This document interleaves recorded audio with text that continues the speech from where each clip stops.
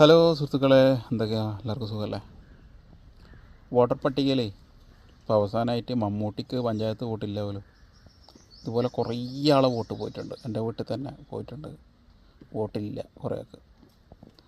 അപ്പോൾ എൻ്റെ കണക്കുകൂട്ടൽ ശരിയാണെങ്കിൽ നമ്മളിനി വോട്ട് ചെയ്യുന്നതിൽ വലിയ കാര്യമൊന്നുമില്ല.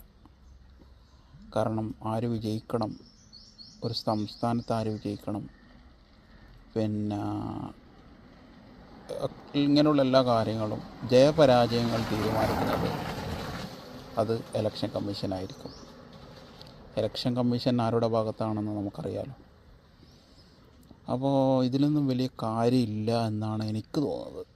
വോട്ട് ചെയ്തിട്ട് ഇതിൻ്റെ പിന്നാലെ നടന്നിട്ടൊന്നും കാര്യമില്ല, നമ്മുടെ സമയം കളഞ്ഞിട്ട് കാര്യമില്ല. കാരണം ജയപരാജയങ്ങൾ തീരുമാനിക്കുന്നത് ഇലക്ഷൻ കമ്മീഷനാണ്. ഇതിനെനിക്ക് പറയാനുള്ളൂ. ബാക്കിയുള്ള ഈ കാണുന്ന കളിയെല്ലാം കോമാളി കളികളാണ്. കുറേ ആൾ തുള്ളു, കുറേ ആൾ ചിരിക്കൂ, കുറേ ആൾ പിന്നാലെ പായു, കുറേ ആൾ മുന്നോട്ട് പായു. ഒരു കാര്യമില്ല ചങ്ങായിമാരെ.